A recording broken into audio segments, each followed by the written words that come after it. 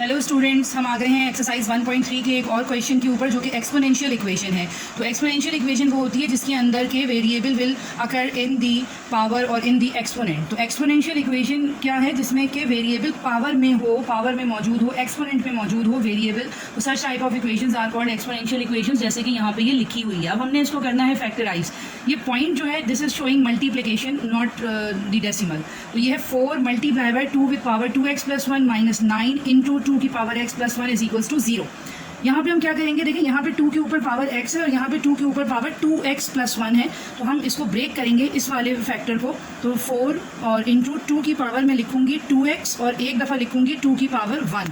अब देखेंगे same basis multiply हो रही है, their powers can be added. तो ये 2x + 1 बन जाएगा दोबारा से, और ये हमने इसको ब्रेक करके इस तरह से लिखा है।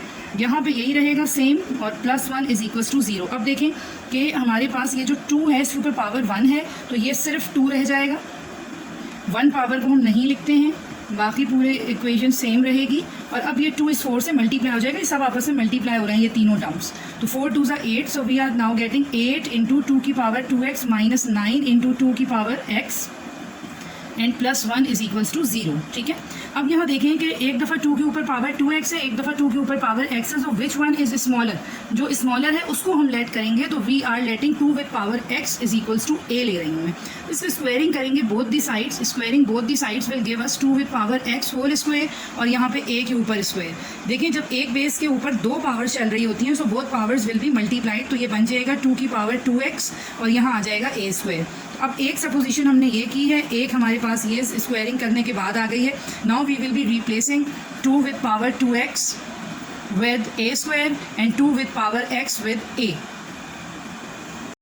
देखिए ये हमारी मेन इक्वेशन थी।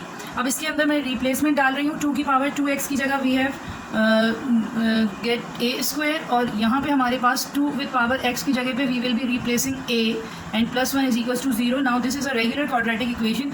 आप ये पॉइंट अब बेशक जो लग रहा है आपको मल्टीप्लिकेशन के लिए यूज़ हो रहा है, इसको हम रिमूव कर देते हैं और अब हम इसको इस तरह लिख देते हैं। तो this is 8a square - 9a + 1। सो अब ये एक बिल्कुल रेगुलर क्वाड्रेटिक इक्वेशन बन गई है, और इसको अब हम बिल्कुल ऑर्डिनरी फैक्टराइजेशन से या फार्मूला से सॉल्व कर सकते हैं। ठीक है, तो अब मैं इसके ऊपर फैक्टर मेथड अप्लाई कर रही हूँ। तो 8 के फैक्टर्स बनेंगे। 8 1s are 8 और 8 + 1 विल बी 9। तो ये 8 और ये 1 -8a - a will be -9a, और यहाँ फर्स्ट 2 टर्म्स में से 8a इज़ कॉमन, a - 1 आ जाएगा, और ये माइनस साइन इधर आएगा, और 1 यहाँ पर कॉमन है। कुछ भी कॉमन नहीं है तो इट मीन्स 1 कॉमन है, and it will also be a - 1। ये प्लस था, ये माइनस क्यों हो गया? क्योंकि माइनस कॉमन पे, जब माइनस कॉमन पे होता है तो ब्रैकेट के अंदर साइन रिवर्स हो जाता है, positive will become negative and vice versa. तो अब ये देखें a - 1 कॉमन आ गया, इसको हमने बाहर कॉमन पे निकाल लिया। तो अब इक्वेशन में अंदर रह जाएगा 8a - 1। ये 2 फैक्टर्स बन गए, दोनों को अलग अलग 0 के इक्वल लेंगे, और यहाँ से a की वैल्यू निकाल लेंगे जो कि 1 आ रही है, और यहाँ से a की वैल्यू आएगी 1/8। But a is not the original variable.